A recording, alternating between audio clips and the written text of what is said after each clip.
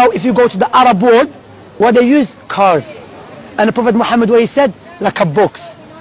So how he knew that? For example as well, let me give you this example. Do you know the Quran? The book, the holy book of the Muslims. The holy book of the Muslims, Allah mentioned in the Quran 1,400 years ago that this book, Allah revealed it in the way will be easy for the people to memorize it. This question I will ask you, is there any book that you know, the size of the holy book for the Muslims, it has been memorized by 100 million of people? You know any book like that? Word for word, letter for letter? No. Except the Quran. Imagine, even Denmark, you have Muslims there. You know, Somalians have Somalians there, mashallah. And Somalians, they're known to memorize the Quran. Allah Mabarak, Allah bless them. So, word for word.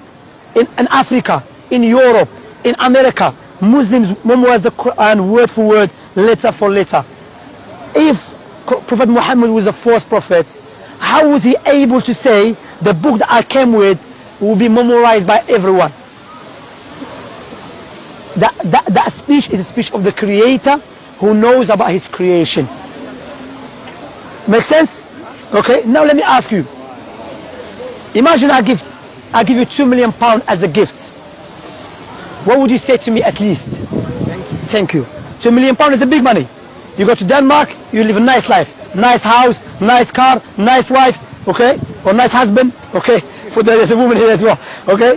Now I will give you £2 million on a condition, give me your 2 eyes. Would you do that? No, go. Why? Because your eyes are more valuable than £2 million.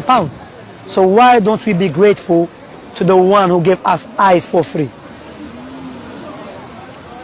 See, that's what Allah said in the Quran. If you try to count Allah's blessings upon you, you will never be able to do so. If someone come with a gun try to kill us, we will do anything to save our life, because our life is so dear to us. So why we are not grateful to God? And all of us here, we should be grateful to God, correct? But the second question comes in, if you want to buy a gift for your mother, would you buy a gift that you love or your mother love? Your mother love. If you want to buy a gift for your mother, you have to ask her what she loves, correct? Likewise, if you want to be grateful and worship the Creator, you should worship Him the way He loves, not the way we love. Why? Because the way we love is subjective.